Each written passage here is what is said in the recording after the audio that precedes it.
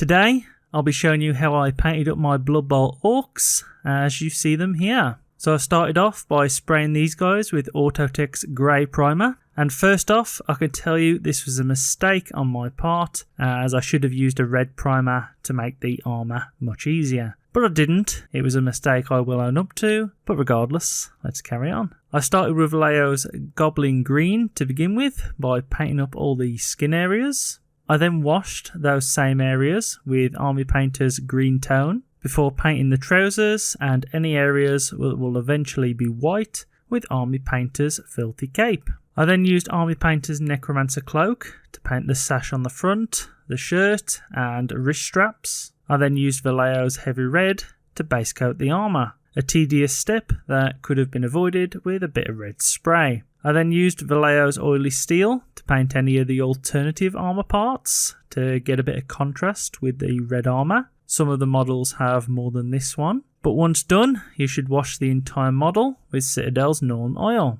The Blitzers have this hair on the top of the helmets, and so I base coated them with Vallejo Blue Violet before washing them with Army Painter's Purple Tone. You can also see some of the alternative metal areas on this model that I painted silver. Back to the thrower, I painted the ball with Army Painter's Fur Brown, straps with Army Painter's Leather Brown, boots with Vallejo Chocolate Brown, and lastly painted the teeth with Army Painter's Banshee Brown, before washing all those areas with Citadel's Agrax Earthshade. All that's left to do now is highlight the work we've previously done. So I started off by using Vallejo's Heavy Red to cover the top layer of the armour panels, leaving shading in the recesses. I did the same with Army Painter's Fur Brown on the ball, and used Army Painter's Spaceship Exterior to paint the white trousers, strappings on the ball, and little parts of the teeth. Lastly, I used Army Painter's Witch's Brew to get this very bright green for my orcs.